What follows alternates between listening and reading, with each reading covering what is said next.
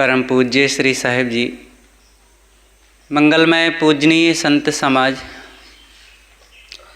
सम्माननीय सज्जनों और देवियों, सद्गुरु अभिलाष देव जी की हृदय के गीत पुस्तक से इन दिनों कुछ चर्चा सुबह सुबह चलती है। आज का छंद है स्वरूप ज्ञान और स्वरूप स्थिति। तू कौन जगत यह क्या है, कैसा संबंध तुम्हारा, क्या कभी बैठ कर के निजे तूने क्षण मात्र विचारा। बचपन से अब तक कितने मिल कर के छूट गए हैं, कितने संबंध प्रबलतम सपने सम टूट गए हैं। तू खोज रहा नित सत को, पर कभी विचार किया है, सब सत्यों का तू सत है, जिस पर संसार जिया है। तू स्वस्वरूप विस्मृत कर पर में प्रलोभ्य होता है, इससे विपन्न हो कर के दुख में पड़ कर रोता है। खोजना नहीं तुझको कुछ, केवल बस रुक जाना है, पाना है नहीं किसी को, निज स्मृति में आना है। जो सबको जान रहा है, वह ज्ञान रूप तेरा है, उसको तू व्यर्थ भुला कर तन धन कहता मेरा है। तू जो कुछ जान रहा है, वह गेय विषय जड़तम है, उसका साक्षी तू चेतन निर्मल निष्काम सुघन है। संसार दृश्य माया है, तू मायातीत शुद्ध है, अपने में पूर्ण असंगी निश्चल सर्वोच्च बुद्ध है।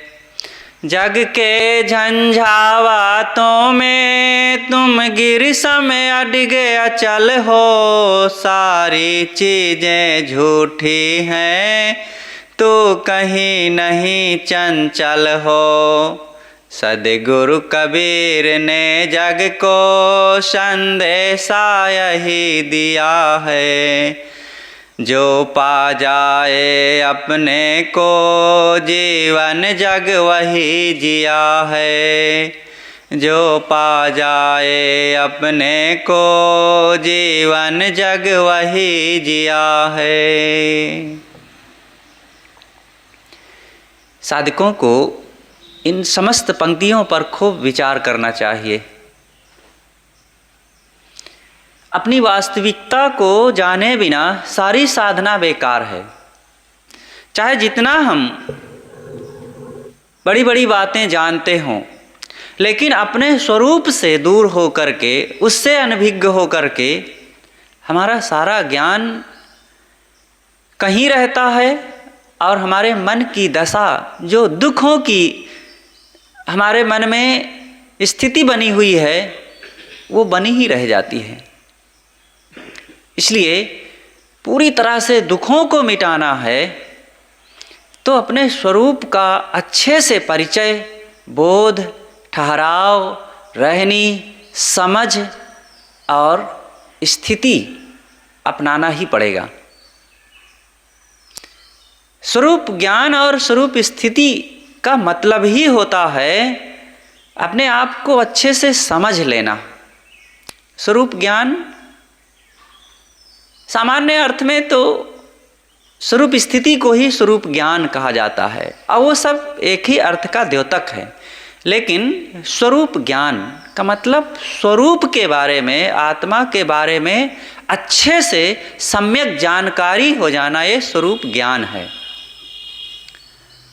और स्वरूप स्थिति का मतलब सारे संकल्प विकल्पों को छोड़ करके स्वरूप में ठहर जाना, ये स्वरूप स्थिति है। अब सद्गुरु अनेक तर्क देते हुए साधक को मजबूत करते हैं।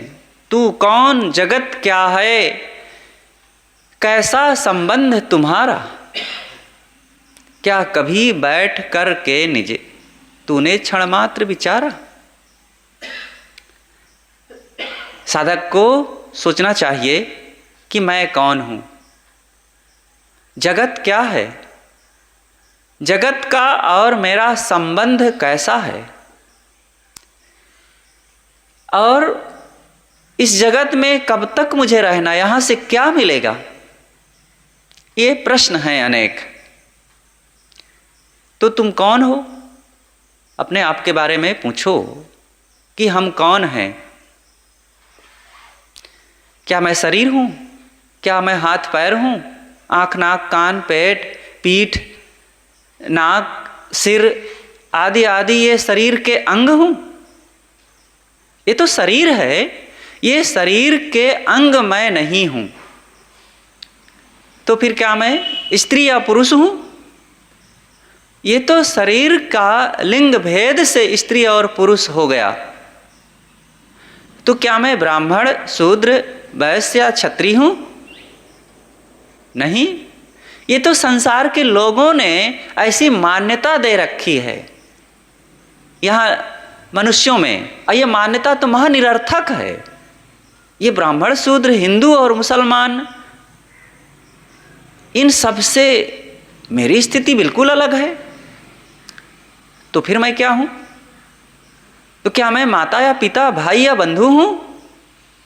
नहीं, ये तो बाहरी व्यवहार और लोगों के पद अधिकार, ये बाल बच्चे घर परिवार के आधार पर मैं माँ या पिता कहला रहा हूँ।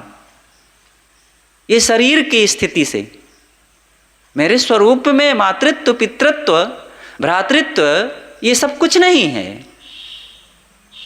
जीव अकेला है, असंग, या को माय न या को बापा, यह तो स्वतः आप ही आपा।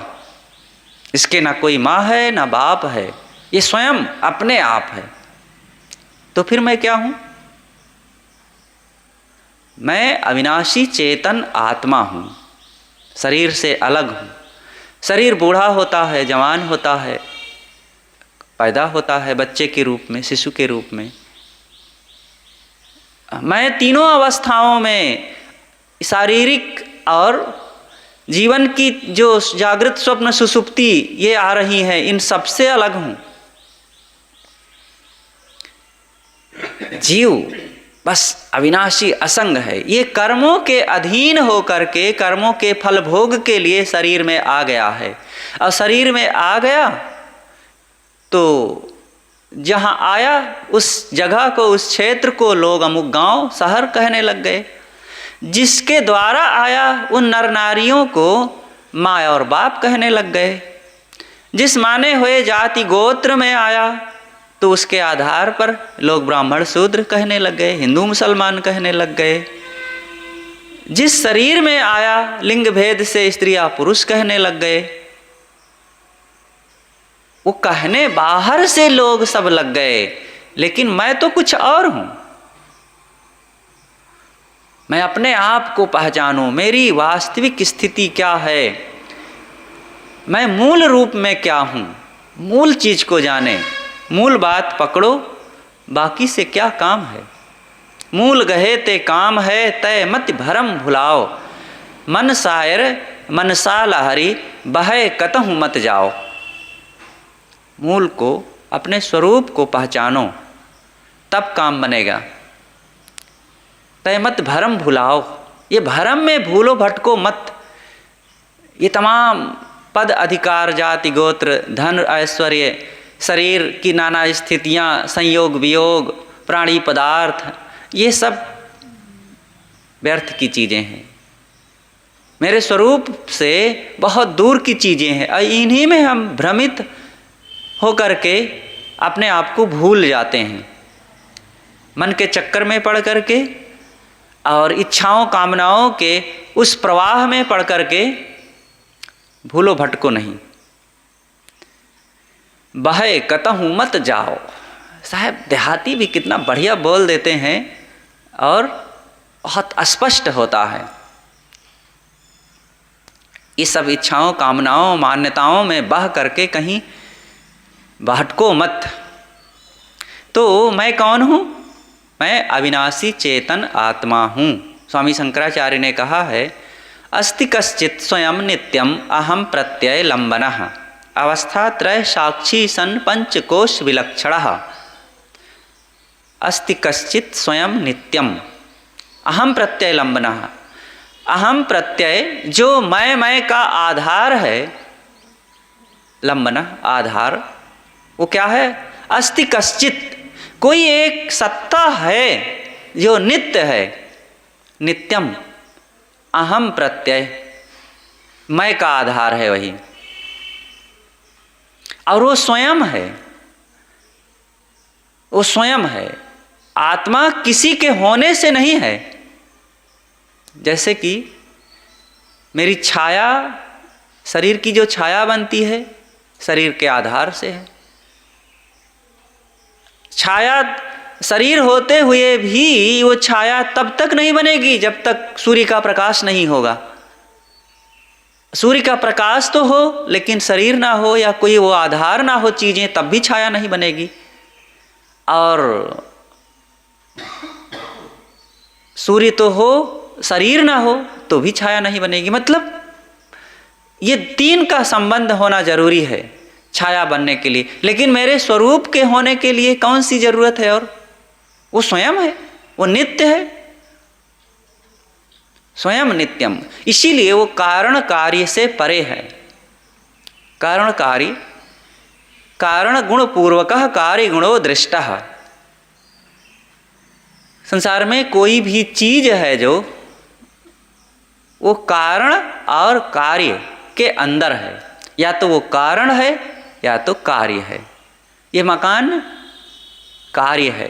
किसका कार्य है? धरती रूपी कारण का। ये शरीर कार्य है, मिट्टी पानी आग हवा से बना हुआ है। इन सब मूल तत्वों से निकल करके ये कार्य रूप में परिणत हो गया है। ऐसे कोई भी चीज हो वो कारण कार्य के अंतर्गत है, लेकिन मेरा स्वरूप कारण कार्य से परे है। आधार आधेय से भी परे है। मेरे स्वरूप में ना आधार है ना आधेय है। आधार का मतलब सब लोग, नाना चीज़ें, सब इसके आधार में टिके हुए हैं, इसी पर रह रहे हैं। तो धरती आधार है, अब हम रह रहे हैं, चीज़ें रह रही हैं, वो आधेय है, आधार लेती है वो। और जीव किसके आधार में है? लोग तो कहते हैं ईश्वर के आधार में है, लेकिन तर्क की कसौटी से कसने पर ईश्वर की कोई गुंजाइश ही नहीं लगती है, अस्तित्व ही नहीं ठहरता है। ईश्वर कहीं पता ही नहीं चलता है। ईश्वर कहाँ है? ईश्वर का लक्षण क्या है? और ईश्वर कितने हैं? ईश्वर का स्वरूप कैसा है? कुछ नहीं पता चलता है। जीव का सब कुछ पता चलता है। इसलिए ईश्वर आधार नहीं है, जीव स्वतः है। ये किसी आधार आधेय का है ही नहीं, ये अपने आप है। इसलिए तुम कौन हो, इन बातों को अच्छी तरह से समझ लेना चाहिए कि मैं अविनाशी चेतन आत्मा हूँ और विलक्षण हूँ। अजर अखंड रूपी परम प्रकाशी देखो, सूर्य से उजासी लेखो, अति ही सुहायो है। और अहम शुद्ध चैतन्य ज्ञान स्वरूपम अजराहम अमराहम अखंडम अनूपम। मैं शुद्ध चेतन ज्ञान स्वरूप हूँ। मैं बोल रहा हूँ निरंतर, ये पता चल रहा है। मैं सारे इंद्रियों से व्यवहार कर रहा हूँ, मैं ही तो कर रहा हूँ। मुझे स्वयं को जानने के लिए बाहरी चीज़ों की ज़रूरत नहीं है, मैं स्वयं हूँ। जिस चीज़ को पहली बार देखो तो उसको समझना कठिन हो जाता है, लेकिन जब विचार करता रहा है, उपयोग करता रहा है, देखता समझता रहा है तो सरल हो जाता है। इसी तरह हम चीज़ों को देखने के बड़े आदी हो गए हैं इंद्रियों के माध्यम से। आँख, नाक, कान, ये 5 जो ज्ञानेंद्रियां हैं, इनके माध्यम से शब्द स्पर्श रूप रस गंध इन विषयों को सब समय जानने के आदी बने हैं। तो इन दुनिया को जानते हैं, विषयों को जानते हैं, आत्मा के बारे में विचार ही नहीं करते। ना ऐसी संगत में बैठते हैं, ना ऐसे विचार सुनते हैं, ना ग्रंथ पढ़ते हैं, ना स्वयं बैठ करके संसार को भूल कर स्वरूप के बारे में चिंतन मनन करते हैं। इसलिए मैं स्वयं अस्ति कश्चित, स्वयं नित्य होते हुए भी अपने को नहीं जान रहा हूँ। तो मैं अंगों से, शरीर से, नाम रूप से, जाति गोत्र से, पद अधिकार से, लिंग भेद से एकदम अलग अविनाशी साक्षी चेतन आत्मा हूँ। इसमें पंचकोश भी नहीं है। अन्नमय, प्राणमय, मनोमय, आनंदमय, विज्ञानमय, ये पंचकोश हैं। ये शरीर पंचकोशों से बना हुआ है। अन्नमय मतलब बिना अन्न के शरीर नहीं टिकेगा, लेकिन आत्मा बिना अन्न के टिकेगा कि नहीं? बिना खाए क्या आत्मा मर जाएगा? आत्मा रहेगा। आत्मा को खाने पीने, दवाई, भोजन और कपड़ा लत्ता ये सब की कोई ज़रूरत नहीं है। शरीर के लिए ज़रूरत है। शरीर अन्नमय कोश है, शरीर प्राणमय कोश है, प्राण शरीर में चल रहा है। आत्मा को प्राण व्राण कुछ है ही नहीं है, वो प्राणस्य प्राणः है, स्वयं वो प्राणों का प्राण है। तो मनोमय, आत्मा में कोई मन है ही नहीं है, बल्कि आत्मा के आधार से मन चलता है। शरीर मनोमय है। विज्ञानमय, तमाम तर्क युक्तियाँ ये सब विज्ञानमय है। और ये शरीर मन इंद्रियां मिल करके ये विज्ञानमय कोश है। आनंदमय, आत्मा में आनंदमय भी नहीं है। ये जो विषयों से, दृश्यों से, प्राणी पदार्थों से हम आनंद मान रहे हैं, आत्मा में वो सब कुछ नहीं है। आत्मा अपने आप निर्विकार, निष्कंप, निर्द्वंद, वो असंग है, अपने आप है। वो वहाँ इच्छाएं ही नहीं है, इंद्रियां नहीं है, मन नहीं है, तो आनंद की अनुभूति कैसे होगी? वो अपने आप है। बस शरीर में रह करके ये सब पता चलता है, और शरीर से परे वो अपने आप है, निर्द्वंद, एक असंग साक्षी ठोस द्रव्य है वो, लेकिन भौतिक द्रव्य नहीं है। हम भौतिक द्रव्यों के आदी हैं जानने के, लेकिन आत्मा भौतिक नहीं है, अभौतिक है वो। इसलिए इस प्रकार से आत्मा के स्वरूप को, जो मेरा ही अपना अस्तित्व है, मैं खुद हूँ, इन बातों को खूब निर्णय करके अनेक एंगल से समझे और फिर समय दे। सत्संग में बारंबार जा जा करके इन बातों का विचार करे, चिंतन करे, मनन करे, समझे, तब समय के साथ ये बातें समझ में आती है। अचानक झटके में नहीं समझ में आएगी। ये जगत क्या है, जगत को भी समझ लें। जगत जीव से अलग वो परिवर्तनशील, प्रवाहमान पंच तत्वों से बना हुआ ये दृश्य है, स्वरूप से अलग है। इसलिए जगत को जगत के रूप में हम समझें। जगत बिल्कुल मेरे स्वरूप से अलग है। जगत भौतिक है, जड़ात्मक है और पंच तत्वों से आधारित है। 4 तत्व हैं, लेकिन खालीपन आकाश में जो है उसको भी हम जोड़ें इसके साथ, तो ये सब 5 चीज़ें जो नाम में आती हैं, आकार में भी आती हैं, तो ये 5 चीज़ मेरे स्वरूप में नहीं है, और वो परिवर्तनशील है। ये सब परिवर्तनशील है, जड़ है। और ये सभी जो 4 दृश्य हैं, 4 जड़ पदार्थ हैं, चारों में भिन्नता होते हुए भी एकता भी है। चारों में भिन्नता क्या है? मिट्टी, पानी, आग, हवा, ये 4 हैं, और चारों एक दूसरे से अलग हैं। मिट्टी के जैसे आग नहीं, आग के जैसे पानी नहीं, पानी के जैसे हवा नहीं, हवा के जैसे मिट्टी नहीं, मिट्टी के जैसे जल नहीं। तो ये सब एक दूसरे से बिल्कुल भिन्न हैं, अपने आप में अलग अलग हैं। अलग अलग होते हुए, भिन्न स्वरूप होते हुए भी चारों में एकता भी है। चारों जड़ हैं। मिट्टी को पानी नहीं जानती, पानी को आग नहीं जानती, आग को हवा नहीं जानती, और ये कोई अपने आप को भी नहीं जानते हैं। अच्छा चलो, मिट्टी को पानी नहीं जानता है तो पानी अपने आप को तो जानता होगा, वो भी नहीं जानता है। पानी कभी एक गिलास में भरा हो, घड़े में भरा हो या नदी बह रही हो, क्या वो अपने आप को जानती है कि मैं घड़े में हूँ या गिलास में हूँ या नदी में हूँ? नुच नहीं जानता है। कोई चीज़, इन जड़ तत्वों में कोई ज्ञान नहीं है। और संसार में जड़ चीज़ों में ये अंतर है कि ये सारी चीज़ें पर प्रकाशी हैं। कोई दूसरा जाने तो वो जाने, ये अपने आप को नहीं जानते। अब आत्मा स्वयं प्रकाशी है। आत्मा इन चीज़ों को भी जानता है। देखो ये माइक है, ये खंभा है, ये दीवार है, ये दरवाज़ा है, और ये सारी चीज़ें, ये पेड़ पौधे, पशु पक्षी का शरीर जो है अपना या मेरा शरीर, इसके रंग रूप, ये सबको कौन जानता है? ये खुद जानते हैं। ये खंभा अपने को जानता है कि मैं इतने बड़े मकान को धारण किए हुए हूँ, इतना लोड संभाला हूँ? नहीं जानता है। ये माइक अपने को नहीं जानता है और हमको भी नहीं जानता है। ये सभी चीज़ें ना अपने को जाने ना हमको जाने, लेकिन आत्मा, आत्मा ही तो कहता है कि मैं हूँ, मैं आत्मा हूँ, मैं चेतन हूँ, मैं जड़ नहीं हूँ, अथवा मैं जड़ हूँ, मैं कुछ नहीं हूँ और मैं कुछ हूँ। ये हूँ कौन कह रहा है?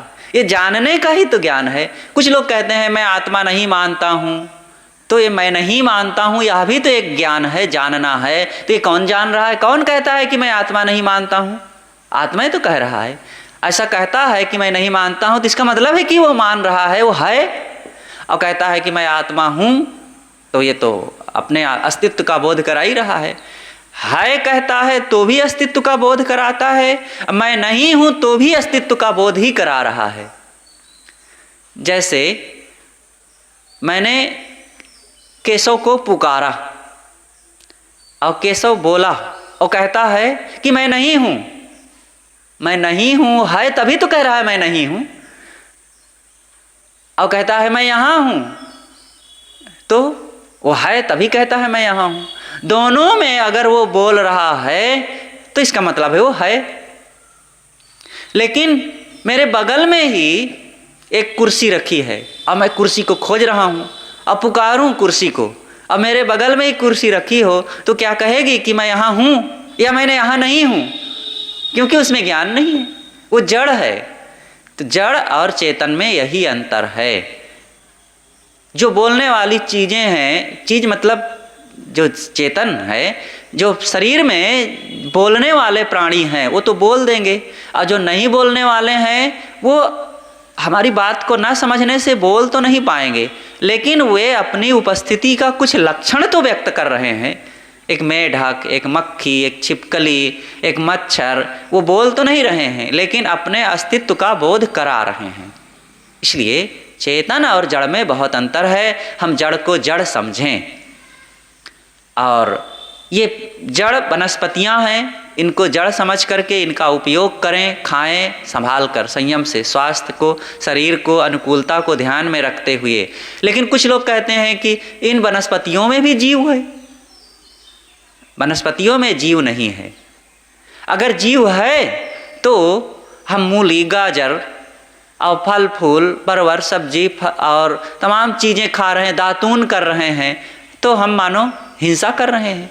किसी के पैर को खा रहे हैं या किसी के अंग को खा रहे हैं, फिर इसका मतलब कोई शाकाहारी नहीं, सब मांसाहारी हैं। क्योंकि साग सब्जी, फल फूल आदि खाने से कोई बच नहीं सकता है।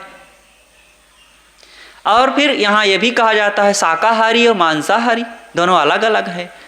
तो शाकाहारी किसे कहेंगे? अगर वृक्ष वनस्पतियों में भी जीव है तो फिर शाकाहारी किसे कहेंगे? क्योंकि सब तो वृक्ष वनस्पतियों से प्राप्त चीजों का उपयोग कर रहे हैं। अभी मांसाहारी किसे कहेंगे? मांसाहारी उसे कहा जाता है जो प्राणियों को मार कर हिंसा करके उसके शरीर के अंगों को खाता है, वो मांसाहारी है। शाकाहारी है वह है जो वृक्ष वनस्पतियों की चीज़ों का उपयोग करता है, वो चाहे कंद हो, फल हो, मूल हो, कोई भी चीज़ हो, अनाज हो, तो ये सब शाकाहार है।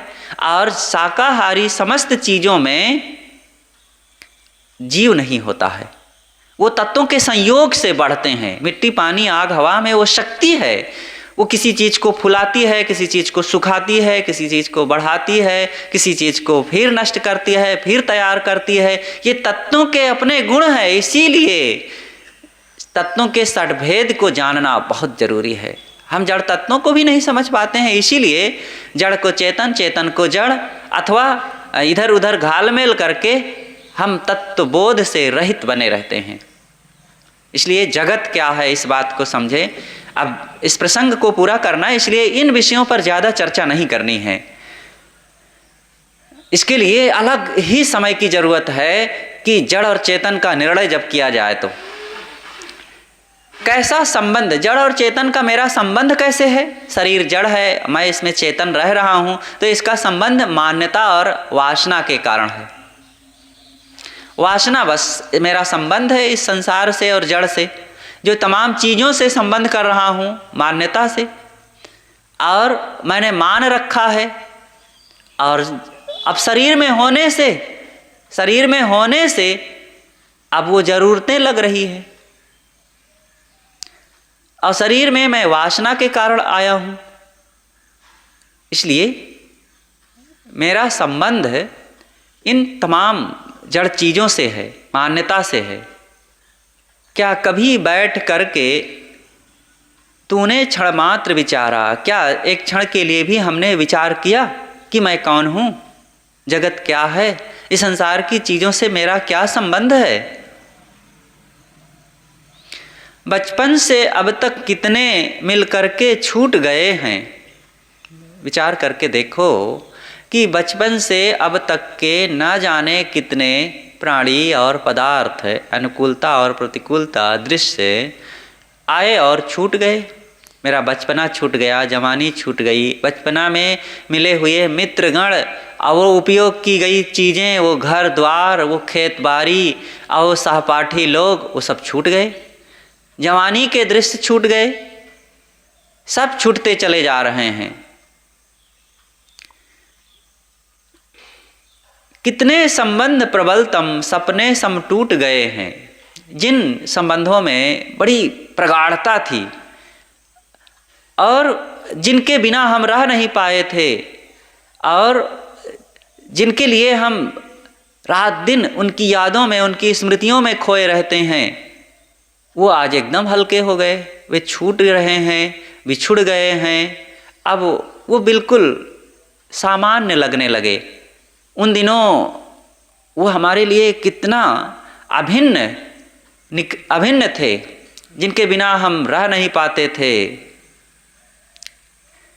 तो ये सब छूट रहा है निरंतर, सपने सम टूट गए हैं।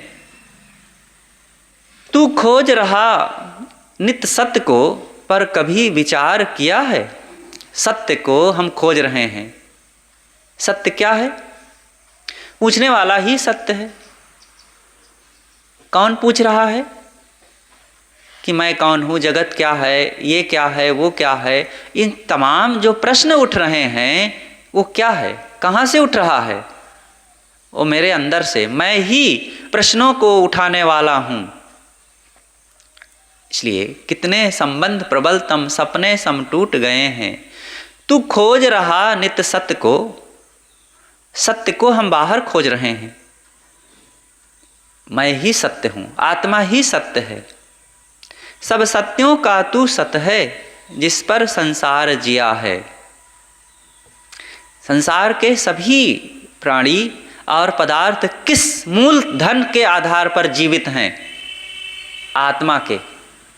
आत्मा के आधार पर सभी देहधारी जीवित हैं। इसीलिए कूटस्थ कहा गया है।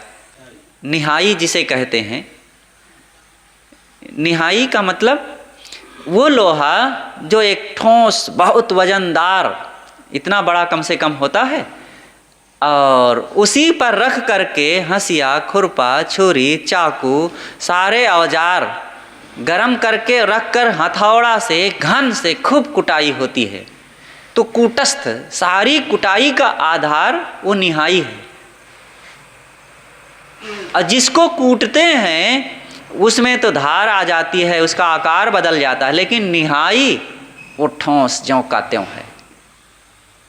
ऐसे ही सारे ज्ञान विज्ञान की घटना कहाँ पर घट रही है? कौन हवाई जहाज बना रहा, कौन ट्रेन चला रहा, कौन मकान बनाता है, कौन ग्रंथ लिखता है, कौन जमीन के अंदर खुदाई करता है, कौन आकाश में उड़ता है, और कौन कहता है कि ये मेरा शरीर है, ये इनका है, ये मेरी ज़मीन है, ये उनकी है। कौन कहता है कि मैं सुंदर हूँ, मैं कुरूप हूँ, मैं बूढ़ा हूँ, मैं जवान हूँ।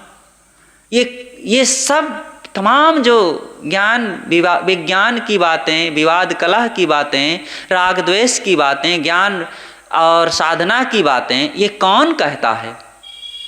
किसके आधार में ज्ञान विज्ञान चल रहा है, साधना समाधि चल रही है, और लड़ाई झगड़े चल रहे हैं, कल कारखाने चल रहे हैं? कौन है भला? एक पेड़, एक पत्थर, एक नदी कभी कोई ग्रंथ लिखे हैं? कभी कोई कंपनी चलाए हैं? कोई फैक्ट्री चलाए हैं? कोई मशीन बनाए हैं? नहीं। चेतन कोई करता है, वो है जीव। जीव ही करता है, जीव ही घोंसला बनाता है, जीव ही बिल खोदता है, जीव ही मकान बनाता है, जीव ही गाड़ी बनाता है, और जीव ही मिसाइल बनाता है। जीव, सारी घटनाएं जीव के आधार से हो रही, इसलिए वो कूटस्थ है, और वो सारे ज्ञान विज्ञान की घटना उसी के ऊपर घटती है, इसलिए वो कूटस्थ है। तो सद्गुरु कहते हैं कि सब सत्यों का तू सत्य है। यहाँ मकान सत्य है, लेकिन इस मकान को हम अस्थाई नित्य का सत्य नहीं मान सकते। इसके मूल में सत्य आत्मा है, जिस पर संसार जिया है। इस आत्मा के आधार पर ही संसार में जीवन है और तमाम घटनाएं हो रही है। जीवित लोगों की व्यवस्था हो रही है, मरे लोगों की व्यवस्था हो रही है। किसके आधार से? जीव के आधार से। तू स्वस्वरूप विस्मृत कर पर में प्रलुब्ध होता है। स्वरूप को भूल करके ही, अपने अस्तित्व को, अपने स्वरूप को भूल करके हम बाहर आकर्षित होते हैं। किसी को सुंदर मान करके, किसी को कीमती मान करके, किसी को प्रिय मान करके हम लोभ में, क्रोध में, काम में, वासना में भटकते हैं। क्यों प्रलुब्ध हो रहे हो? अपनी गरिमा को भूल करके, अपने को पहचाने नहीं, अपनी कीमत को, अपनी सुंदरता को और अपनी रमणीयता को हमने पहचाना नहीं। आत्मा की सुंदरता को जिस दिन जान लेंगे तो भी बाहर क्या सुंदर लगेगा। आत्मा ना हो तो शरीर जिसको हम गोरा चिट्टा, लंबा चौड़ा, पहलवान, मजबूत और एकदम हजारों में कोई एक मान रहे हैं, अब जीव भर उसमें से निकल जाए, उस नर या नारी में फिर सुंदरता कितनी लगेगी? कुछ नहीं। वो सब सुंदरता एकदम क्षण मात्र में भंग हो जाएगी। कितना सुंदर गोरा लंबा चौड़ा हो, जीव निकल जाए तो मुंह इधर टेढ़ा, आंख उधर टेढ़ी हो गई है, हाथ पैर इधर बिखरे अस्त व्यस्त हैं, अंग अंग बदरूप दिखने लगता है। ये सब शोभा तेरे। और इस मकान में जीव ना रह रहे हो, लोग ना रहे, तो 4 दिन में ये मकान का क्या हाल होगा?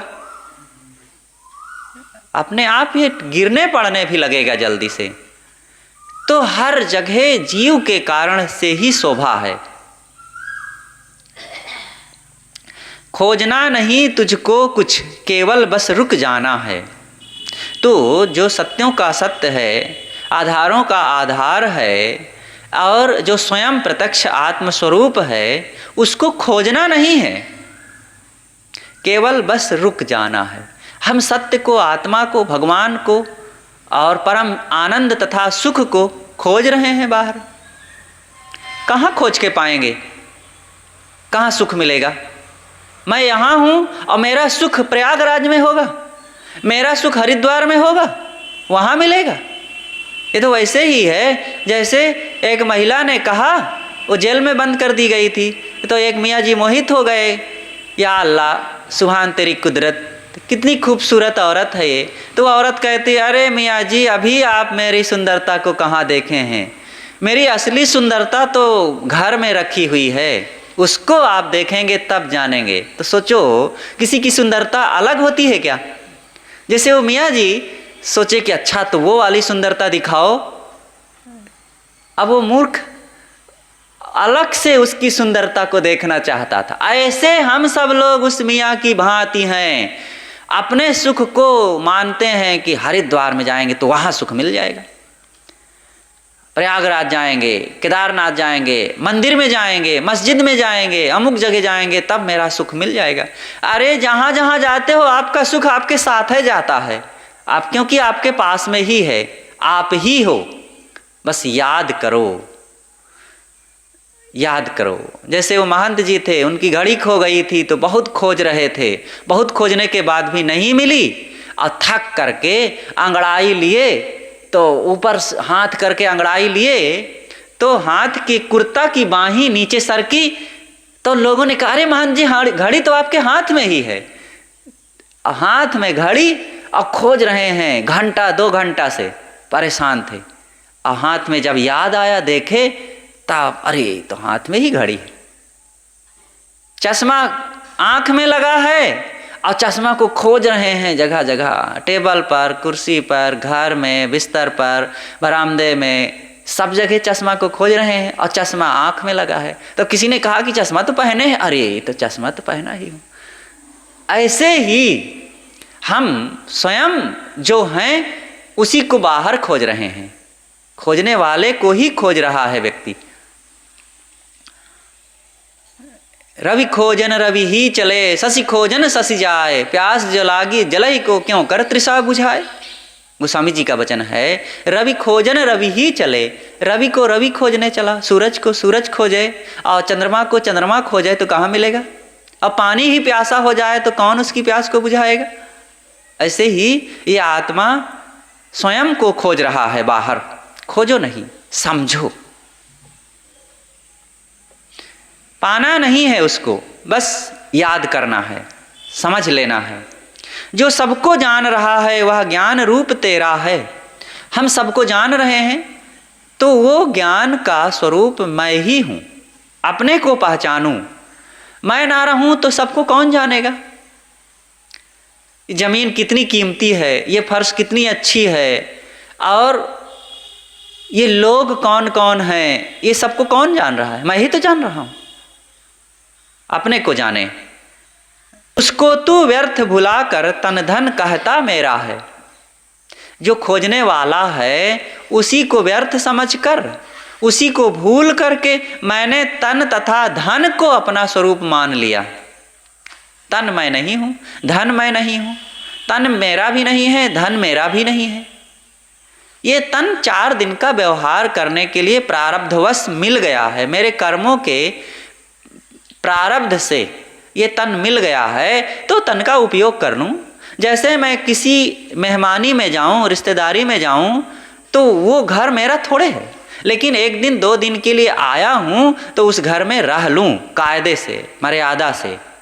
ऐसे इस शरीर में आया हूँ तो शरीर मेरा थोड़े है, मैं रह रहा हूँ यहाँ, 2 दिन के लिए मेरा है, कह सकता हूँ कि हाँ हाँ। जैसे एक नौकरानी कहती है बच्चे को कि मेरा बच्चा कहाँ गया, अपना कहती है, लेकिन जब मालिक नाराज होता है तो नौकरानी से कहता है कि तुम अपना हिसाब ले ले, चली जाओ, अब ज़रूरत नहीं है यहाँ। तो वो बच्चे के लिए मेरा कह करके रोती थोड़े है, अपना पैसा लेके चली जाती है। ऐसे ही हम लोग इस शरीर को थोड़े दिन के लिए गुजर बसर की जगह माने, अपना ना माने। काम कर ले, काम करना यही है कि व्यवहार प्राणी पदार्थों के साथ अपने कल्याण का, उद्धार का काम कर लें और फिर चल दें यहाँ से। चलना तो है। जैसे पत्तल में खाते हैं तो अपना पत्तल मान करके ही उस पत्तल में कहते हैं मेरे पत्तल में भी डालो भाई, कुछ मेरी थाली में भी डालो, और वहाँ सब्जी, खीर, पूड़ी, रसगुल्ला आया और खा लिए। और खाने के बाद फिर कहते हैं क्या कि मेरा पत्तल है, और पेट में छाती में बांध के घूमते हैं क्या, उसको उठा के फेंक दिए, थोड़े समय के लिए मेरा है। तो न तन है मेरा, न धन है मेरा, न जन है मेरा, न लोग हैं मेरे, ये सब थोड़े समय का, मैं ही केवल मेरा हूँ। तू जो कुछ जान रहा है वह ज्ञेय विषय जड़तम है। जो मैं जान रहा हूँ, जानी हुई चीज़ों से जानने वाला अलग होता है। ज्ञाता और ज्ञेय, ज्ञाता और ज्ञेय के बीच में हो रहा है ज्ञान। ज्ञेय ये टेबल है, ज्ञाता मैं हूँ, और मैं ज्ञान इसका कर रहा हूँ, ये ज्ञान है। तो मैं ज्ञेय हूँ नहीं हूँ, मैं ज्ञाता हूँ। उसका साक्षी तू चेतन निर्मल निष्काम सुघन है। मैं इन सबका साक्षी, जानने वाला, निर्मल, निष्काम, मेरे में कोई कामना नहीं है, मैं सबका साक्षी हूँ। साक्षी कैसा होता है? दो वादी प्रतिवादी के बीच में एक साक्षी होता है। जब मुकदमा चलता है तो जज कहता है कि साक्षी लाओ, गवाह लाओ, तो गवाह, दो वादी प्रतिवादी के बीच में एक गवाह जाता है, वो साक्षी होता है। तो ऐसे ही इन मेरे जीवन में जो दुख है और संसार है, इन दो के बीच में मैं हूँ, मैं अपने आप साक्षी हूँ। मैं ना रहूँ तो दुख किसको होगा और किससे होगा? तो मैं ही ये दुख या सुख का भोक्ता, साक्षी हूँ, निर्मल हूँ, निष्काम हूँ, सुघन हूँ। सुघन का मतलब होता है एकदम ठोस और घना, सघन रूप में मैं अपने आप में शुद्ध चेतन हूँ। संसार दृश्य माया है, तू मायातीत शुद्ध है। ये संसार दृश्य है और माया है, और मैं माया से अलग शुद्ध चेतन हूँ। अपने में पूर्ण असंगी निश्चल सर्वोच्च बुद्ध है। मैं अपने आप में पूर्ण हूँ, मैं अपने में कम नहीं हूँ, असंगी हूँ, मेरा कोई संगी भी नहीं है। कौन है मेरा संगी? जिसको संगी मानता हूँ वही टूट जाता है, वही छूट जाता है, वही बिछुड़ जाता है। हमने घर को, धन को माना, वो भी सब छूटता रहा। बेटा बेटी को माना, पति पत्नी को माना, माँ बाप को माना, मित्र संबंधियों को माना, सब छूटते गए। देखो अब तक कितने छूट गए, जो मिल रहे हैं ये भी आगे छूट जाएंगे। इसलिए मैं असंग हूँ। असंगोयम पुरुषः, ये चेतन असंग और शुद्ध चेतन आत्मा है, और बुद्ध है, निर्मल सर्वोच्च बुद्ध है। ये निर्मल है, निश्चल है, सर्वश्रेष्ठ, सर्वोच्च है, इससे उच्च और कुछ नहीं है। और बुद्ध है, बुद्ध का मतलब जगा हुआ, चेतन जागृत होता है। जग की झंझावातों में तू गिरिशम अडिग अचल है। ये संसार के तमाम तूफानी व्यवहार वातावरण में, हलचल में, ये तमाम हलचल उठ रही है ना। क्या उठ रही है? जीना, मरना, मिलना, बिछुड़ना, लड़ाई झगड़े, आंधी तूफान, बाढ़, बारिश और रोग व्याधि और तमाम प्राणी पदार्थों की जो हलचल उठ रही है, इस झंझावात में मैं अडिग, अडिग ना डोलायमान। और गिरी, गिरी कहते हैं पर्वत को, पर्वत की भांति। पर्वत कैसा होता है? वो ठोस होता है, चाहे जितना आंधी आ जाए कभी वो हिलता डोलता है क्या? ऐसे ही चेतन जीव, चाहे जितना कुछ भी हो जाए, भूकंप आ जाए, बाढ़ आ जाए, आग लग जाए और कुछ भी प्रलय आ जाए, आत्मा में कुछ नहीं होने वाला है बदलाव। अचल है, सारी चीज़ें झूठी हैं, तू कहीं नहीं चंचल है। सब चीज़ें झूठी है, बदलने वाली हैं, और जीव निश्चल है, एक रस है। गुरु कबीर ने जग को संदेशा यही दिया है। सदगुरु कबीर ने यही संदेश दिया है कि तुम सर्वहु को जाने सो तो सर्वहु से न्यारो रहे। या राम गुण न्यारो न्यारो न्यारो, अब बुझा लोग कहाँ लो बूझे, बूझनहार विचारो। ऐ बूझने वालों विचार करो, राम कुछ अलग ही है। तो सदगुरु कबीर का यही संदेश है। जो पा जाए अपने को जीवन जग वही जिया है। जो अपने स्वरूप को पा जाए, जो अपने स्वरूप में स्थित हो जाए, जो संसार से अपने को अलग समझ ले, वो असंग अविनाशी चेतन आत्मा, वही मानो वही व्यक्ति असली तरीके से इस संसार को जिया है। नहीं तो सब केवल यहाँ जीते हुए भी मरे हुए की भांति हैं। जी जी करके भी क्या पाए, मुर्दों में जी रहे। अपने जीवन को जड़ बनाए रखे क्योंकि स्वरूप का बोध न रहा, जड़ चीज़ों का रात दिन उपभोग करते रहे, दूसरे प्राणियों को भी जीव न मान करके उनके साथ जड़वत व्यवहार करते रहे, और ये संसार जड़ ही है। तो ये साधो ये मुर्दों का गांव, ये मुर्दों में मुर्दा बन करके हम जीते रहे।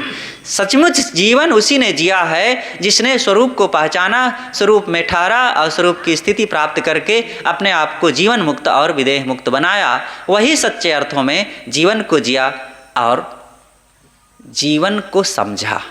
इसलिए हम लोग भी इन बातों को अच्छी तरह से समझकर अपने स्वरूप को संसार से बिल्कुल अलग न्यारा समझ करके और उसी में स्थित होवें। यही सच्चा ज्ञान है, यही ऋषि मुनियों की साधना का अंतिम सर्वोच्च उत्कर्ष रूप फल है।